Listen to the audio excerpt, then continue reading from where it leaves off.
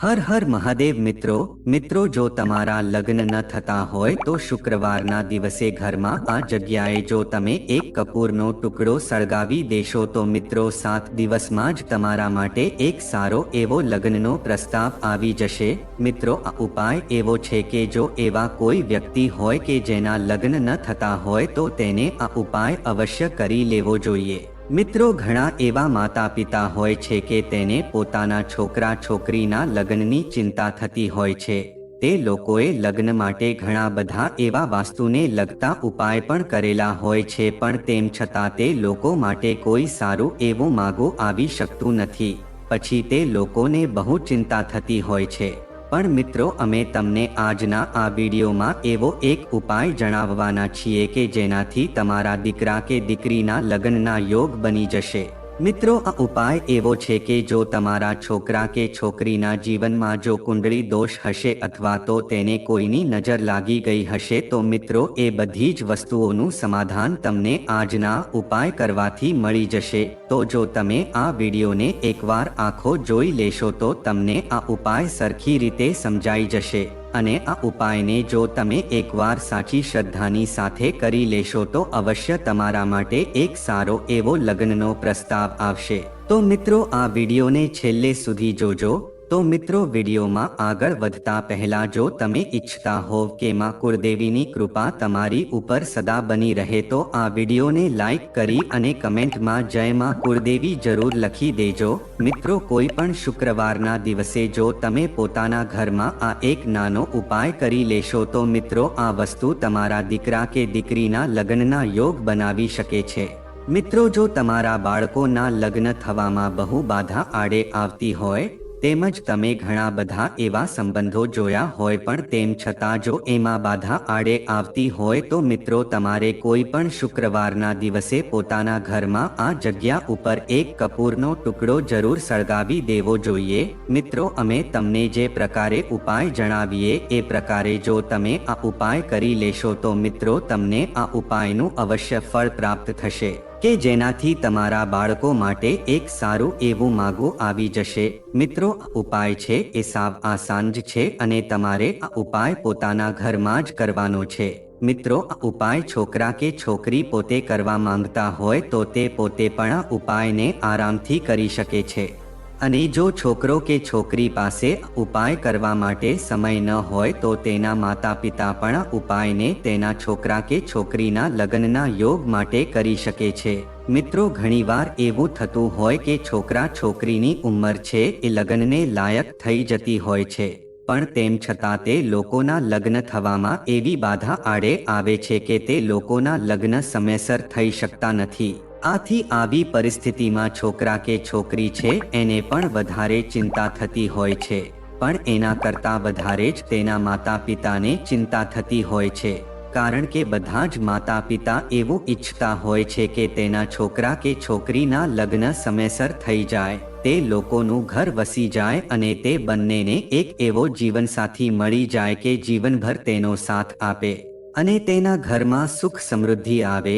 પણ મિત્રો ઘણીવાર તે છોકરા કે છોકરીની જન્મ કુંડળીમાં ગ્રહ અને નક્ષત્રના અમુક એવા દુર્યોગ બની જાય છે કે જેના લીધે તેના લગ્નમાં લગાતાર વિલંબ થઈ શકે છે। જો આવું થશે તો છોકરા કે છોકરી માટે માગું પણ આવશે, વાત પણ આગળ ચાલશે પણ મિત્રો કોઈ પણ સંબંધ છે એ લગ્ન કે સગાઈ સુધી પહોંચી નહીં શકે।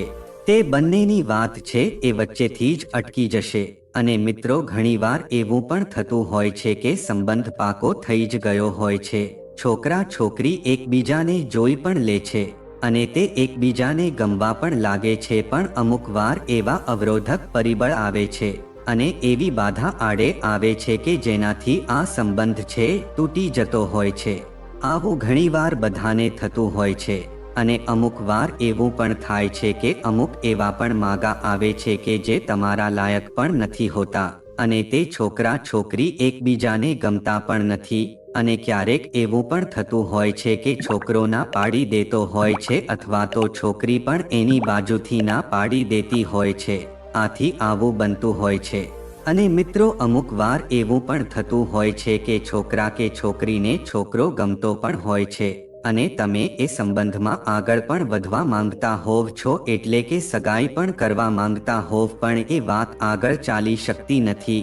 જોવા વાળા તો આવે છે અને તે છોકરો કે છોકરી જોઈને પણ જતા રહે છે અને તમને એવું પણ લાગતું હોય છે કે હવે આ વખતે તો સગાઈ નક્કી જ છે, બધી જ વાત ફાઇનલ થઈ જતી હોય છે, પણ મિત્રો આ વાત લગ્ન સુધી પહોંચી શકતી નથી અને આવી રીતે છોકરા છોકરીની ઉંમર છે એ લગાતાર વધતી જતી હોય છે.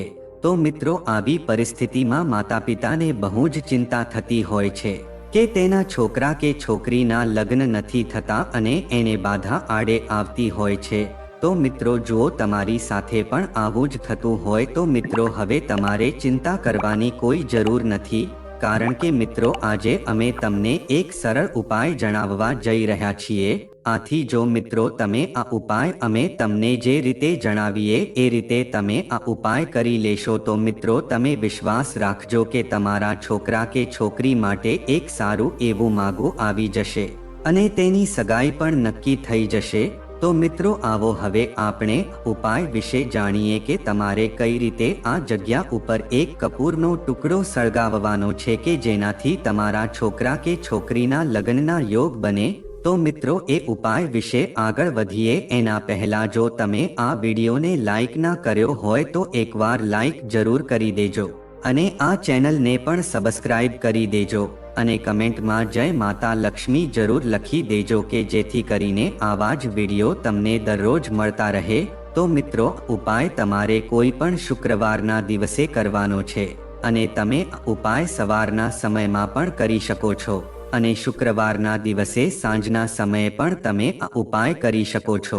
તો મિત્રો તમારે સૌપ્રથમ આ ઉપાય કરવા માટે શુક્રવારના દિવસે સૌપ્રથમ સ્નાન કરીને તમારે પોતાના ઘરના મંદિરની સામે બેસી જવાનું છે અને મિત્રો તમારે એક શુદ્ધ દેશી ઘીનો દીવો તૈયાર કરી રાખવાનો છે અને મિત્રો તમારે સૌપ્રથમ ભગવાન ગણેશને પ્રાર્થના કરવાની છે કે હે ગણપતિ દાદા, હું આ ઉપાય પૂરેપૂરી શ્રદ્ધાની સાથે કરું છું, આથી તમે મને આ ઉપાયનું પૂરેપૂરું ફળ આપજો.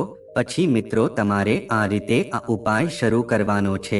આના પછી મિત્રો તમારે માટીનો દીવડો લેવાનો છે અને મિત્રો તમારે 2-3 કપૂરના ટુકડા એ દીવડામાં નાખી દેવાના છે.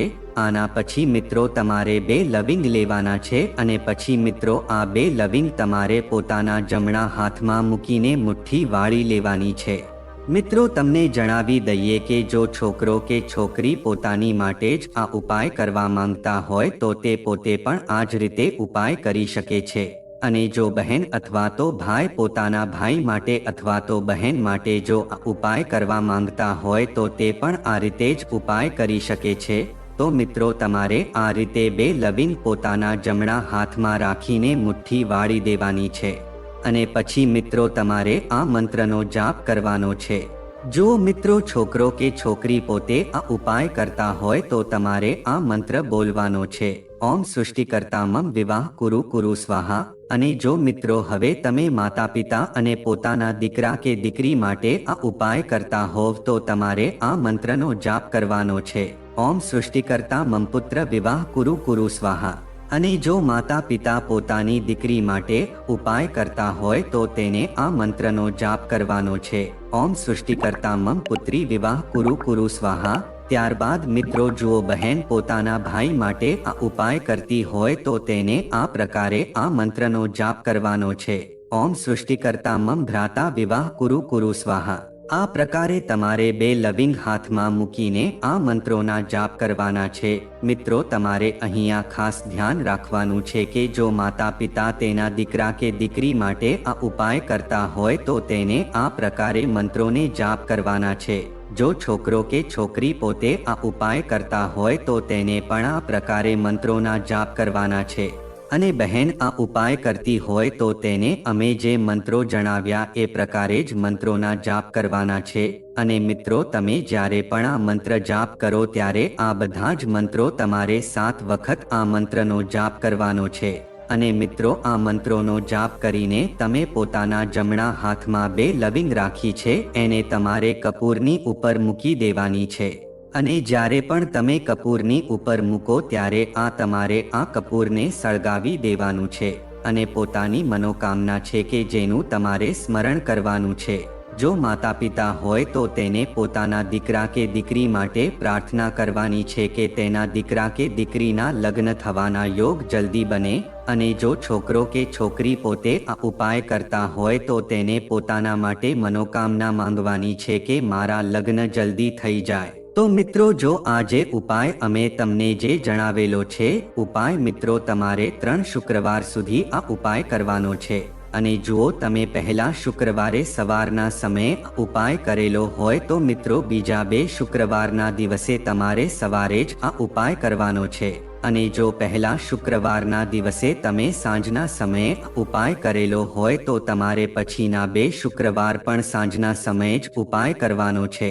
એટલે કે મિત્રો, તમે જે સમયમાં ઉપાય કરો એ જ સમયમાં શુક્રવારના દિવસે આ ઉપાય કરવાનો છે. પણ મિત્રો, હવે તમને એક પ્રશ્ન એવો થતો હશે છે કે જો આપણે એક પહેલા શુક્રવારે આ ઉપાય કરેલો હોય અને જ્યારે બીજો શુક્રવાર આવે ત્યારે તમારે જો તમે આ ઉપાય ન કરી શકો અથવા તો તમારી પાસે આ ઉપાયો કરવાનો સમય ન હોય અથવા તો તમને કોઈ એવું અગત્યનું કામ આવી ગયું હોય કે તમે શુક્રવારના દિવસે આ ઉપાય ન કરી શકો, તો મિત્રો તમારે ચિંતા કરવાની કોઈ જરૂર નથી. તમે એક શુક્રવાર પછી આ ઉપાય ન કરો તો પણ ચાલે છે, પણ તમારે એના પછીના શુક્રવારે ઉપાય જરૂર કરી લેવો જોઈએ.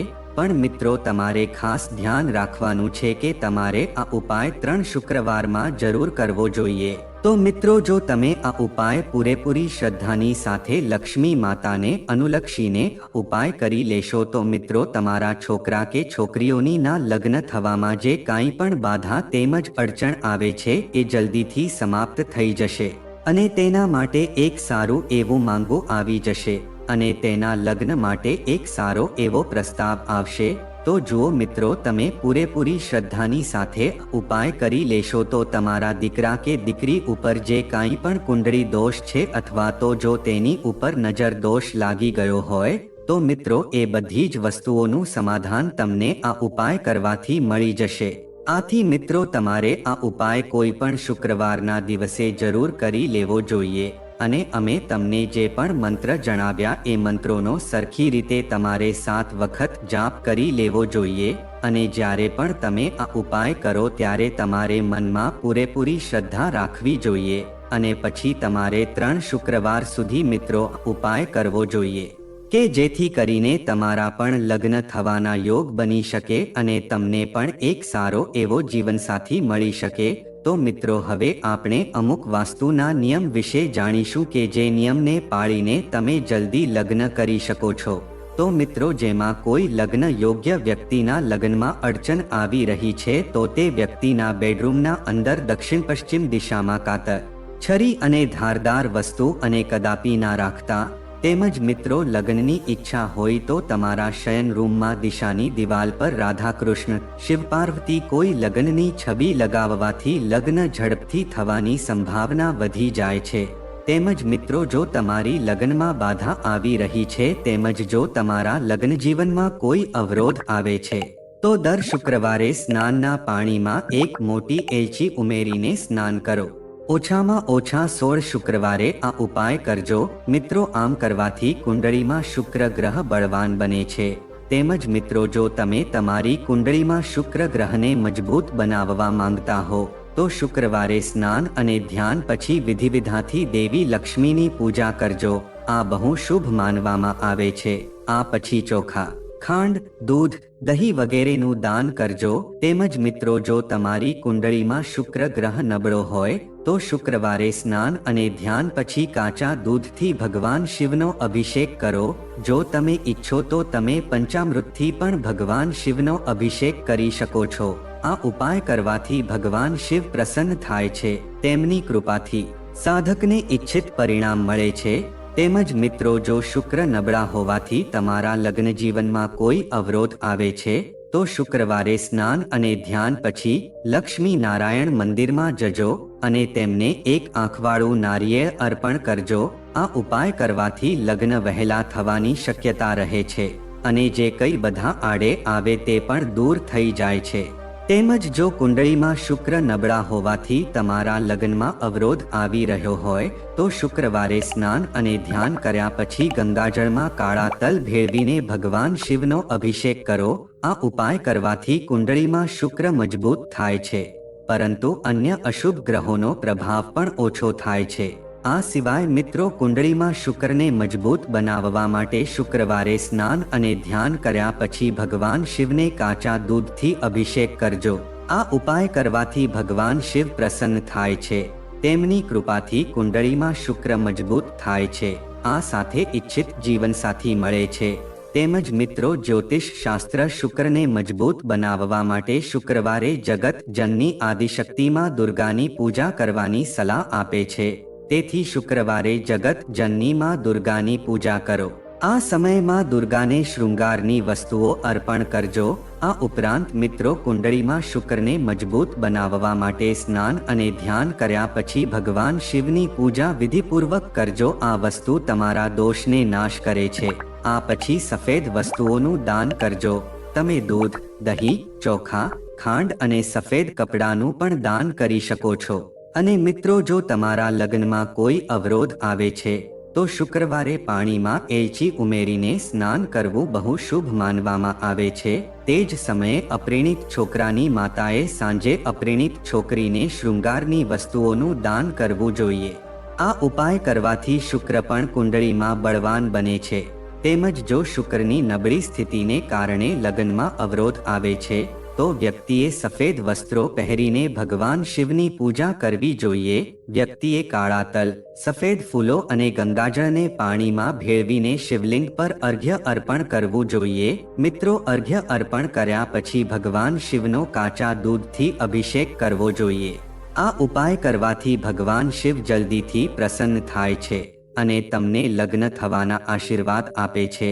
તેમજ જો લગ્નમાં વિલંબ થઈ રહ્યો હોય અથવા લગ્નની શક્યતા ન હોય તો તે શુક્રની નબળી સ્થિતિને કારણે હોઈ શકે છે. તમારે શુક્રવારે માતા રાણીના મંદિરમાં પૂજા કરવી જોઈએ. આનાથી માતાની કૃપાથી લગ્ન જલ્દી થવાની શક્યતાઓ બને છે. લગ્નમાં અવરોધ દૂર કરવા માટે લાલ વસ્ત્રો પહેરો અને માતાને શૃંગારની વસ્તુઓ અર્પણ કરો. આ ઉપાય 16 શુક્રવાર સુધી અવશ્ય કરજો તો જ આનું ફળ મળશે. મિત્રો, લગ્નયોગ્ય ઉંમરની અપરિણીત છોકરીઓએ સોમવારે સવારે વહેલા ઉઠીને ગંગાજળ ઉમેરીને એક ડોલમાં પાણી ભરીને સ્નાન કરવું જોઈએ અને ઓમ નમઃ શિવાયનો પાઠ પણ કરવો જોઈએ. મિત્રો, જ્યોતિષ માન્યતાઓ અનુસાર જો શક્ય હોય તો પીળા કે સફેદ કપડાં પહેરીને આ દિવસે ખુલ્લા પગે મંદિરમાં જાજો. પછી મંદિરમાં ગણેશજીમાં પાર્વતી, નંદી અને કાર્તિકેય સાથે ભગવાન શિવની પૂજા કરજો.